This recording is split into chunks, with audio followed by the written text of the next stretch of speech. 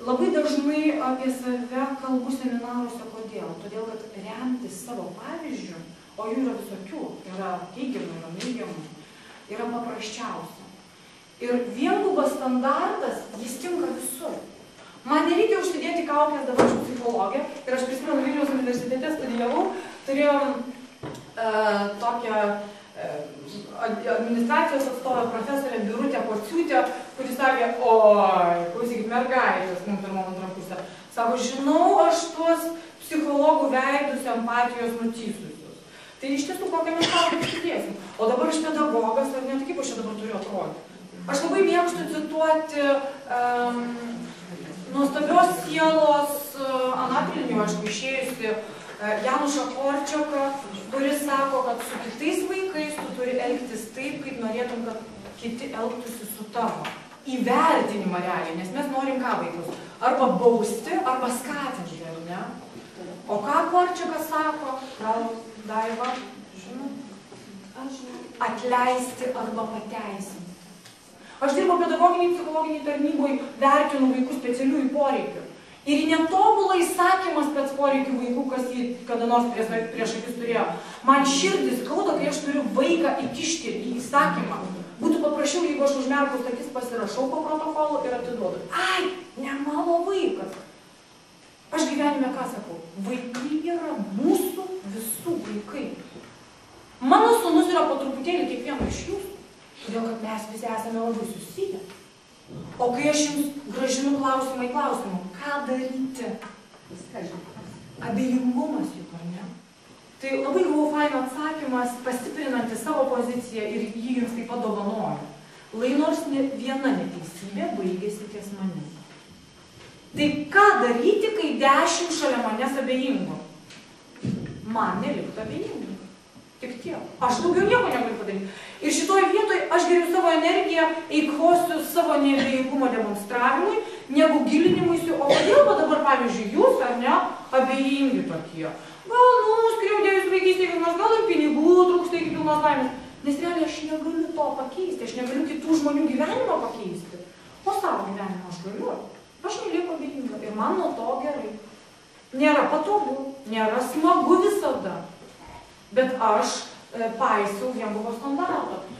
Ir kai kalbam apie vaikus, labai dažnai pagalvoju, jeigu tai būtų mano vaikas, kuris dabar netinkamai arba durniausiai elgiasi. Tai aš norėčiau, kad jį kažkas sureaguotų. Tai yra labai svarbu. Tai ką aš noriu pasakyti? Taip, kaip kiti elgiasi, yra jų atsakomybės reikalas. Taip, kaip elgiamės mes, yra mūsų atsakomybės reikalas. Bet vėlgi jūs turėdami tą atsakymą, kad atsakomybė, ar ne, suaugusius nuo vaikų skiria, jūs turite svorį. Ir kai ateina tėvai į susirinkimus, jūs turite drąsiai pasakyti, klausykit, jūsų atsakomybė yra už tai ir taip. Nes niekas kitas be jūsų to nepadarys. Ir daug dievė, jeigu iš 10 išgirdusių vienas iš karto pradės tą daryti, antras pradės daryti po pusmečio, bet jūs negalite demonstruoti abejingumą. Vat kur aš sakau, kad mokytojas yra galingas keisti pasaulį. Problema yra ta, kad, atsiprašau, švietimo ministerija, bet mes visi nuo viršaus esam skatinami orientuotis į rezultatą. Kraujas iš nosies bėga, ar ne? Vaikui blogai čia šiandien mokykloje, fiziškai, psichiškai, visai kaip. O mes vis tiek sakome, vaikiolį pakenkėk 9 klasę laikysi egzaminą, būk stiprus. Kaip nors, pratemsi, ar ne?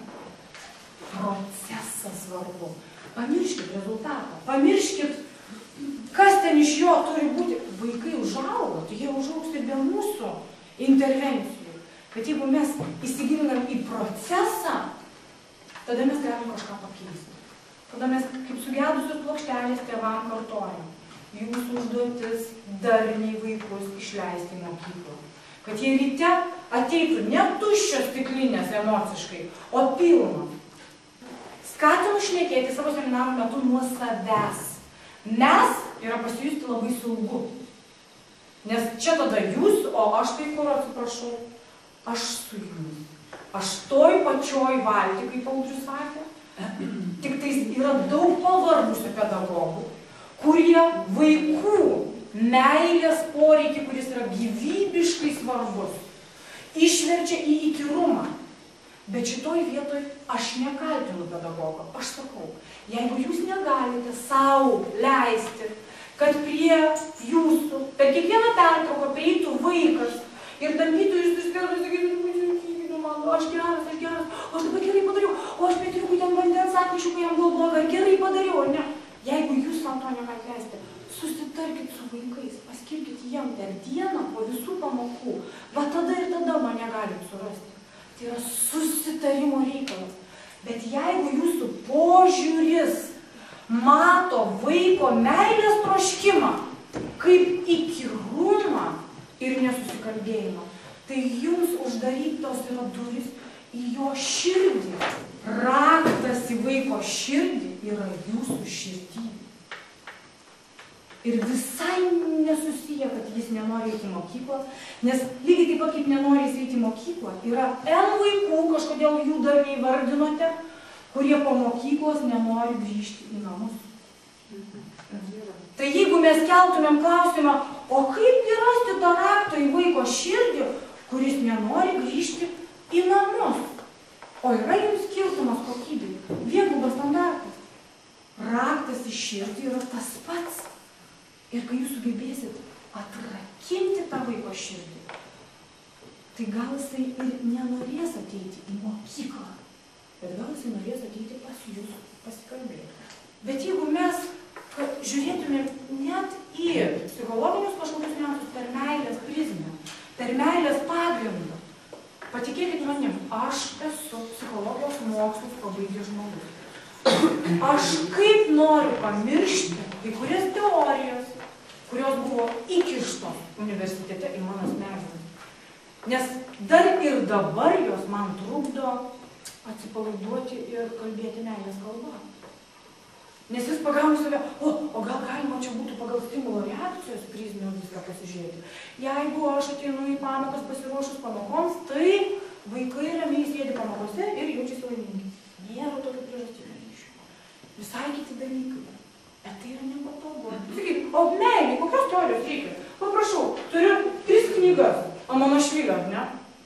Žinot, ką atradau? Kodėl aš nemėgstu psichologijos ir psichologizuoto pasaulio? Tai, kad čia galiu atsiversti bet kokį puslapį ir visą laiką darau eksperimentą. 217 puslapis. Galiu skaityti nuo pradžios, galiu skaityti nuo vidurio, paprašau, iš naujos eilutės. Kai kurių sielose liko neatskleisti siekiai ir įgimti talentai. Neaišku, kas nors. Taigi aišku, ne? Pabandykite atsiversti 217 puslapį kokio nors traktato. Kaip ugdyti asmenybę. Arba dar geriau mūsų ugdymo planų. Kokį nors ten 33 puslapį. Ir klausimas, ar 32 puslapius nepaskaitę, suprasite, kas čia parašyta. Tai atsiprašau, šventą raštą atsivertus, sakyti, kiekvienai dienai gali rasti. Ir to užtenka. Taip, va būtent. Taip, ačiū jums labai. Tai vėlgi dvigubas standartas ir į tą, kur nenori eiti į mokyklą, nenori eiti į namus ir nenori eiti į lietuvių kalbos pamoką, bet į matematiką mielai ateina, ne? Turite tokių vaikų. Nekelkit klausimo, graduodami vaikus, rūšiuodami stalčiukus, kaip patekti į vaiko širdį. Raskite tą raktą savyje, būtinai. Kam ypatingai yra sunku su mokiniais. Aš kadangi dirbu vienoje Vilniaus gimnazijoje ir teko vesti pamokų, žinot, psichologas mokykloje kartais dar būna reikalingas užkišti skylutes. Išvažiavo dalykininkas kažkur į konferenciją, ne? Reikia ten chemijos pas 8-okus ar kažkur tai nueiti. Tai aš anksčiau spardavus, galvojau, ne, mokyklų psichologas ne tam skirtas. Ir šalva mano švilis apvertė smegenis į kitą pusę ir galvojau, geras, taigi čia man puikus būdas patekti pas vaikus, nes šiaip niekas neprileidžia, nes mokytojai sako, ramiai, mes problemas patys išsispręsime iš čia kabinete pasėdėkit. Tai aš taip pradėjau eiti į vaikus ir supratau labai paprastą dalyką, kad kai tik tais manyje kyla kažkokia bėda dėl vaiko, susierzinimas, tai čia yra mano bėda. Ir aš atsisėdavau ir surašydavau, pavyzdžiui, 3 teigiamas savybės. Nepažįstu visai vaiko, nepažįstu, bet jis mane nerealiai erzina pamokos metu. Trukdo dirbti, ar ne, trukdo man susikaupti, neaprėpti visos klasės. Ir kai surašau tas 3 teigiamas savybės, visai kitaip tas vaikas nusišviečia. Pažiūrėkit, tas, kas vainikas, kuris klasę, pavyzdžiui, kažkaip suburia, ne, į savo tos nenaudėliškus tikslus. Tai kokia teigiama savybė? Burt gali kolektyvą.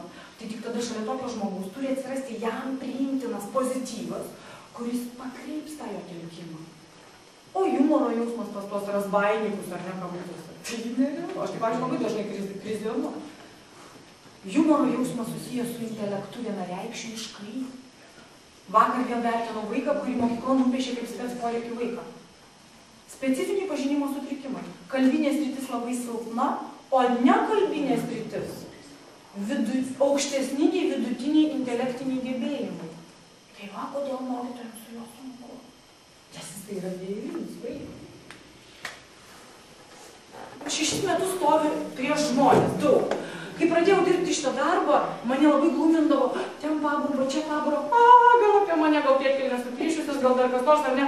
Bet, čia yra susireikšminimas, po to iš to išaugi ir galvoju, jeigu čia visi tylėtų, kai aš kalbu, tai būtų žiūrima nuomonės, kažkas tai smūdžiu. Ir užsikimškite ausis. O, pradėjau vyrus matyti. Užsikimškite ausis. Žinot, kaip aš sakiau, 2 kartus per metus iškelti sceną, kad vyras išgirstų, ar ne, kad čia apskritai moteris egzistuoja. Tokia tipinė. Galima, reikia, kad nepriprastų prie gero gyvenimo. Bet kasdienybėje prie neesmių kabinėtis nereikia. Ir tada tas 2 scenas pakančiau iškelt mūsų filmuoji visas, ar ne?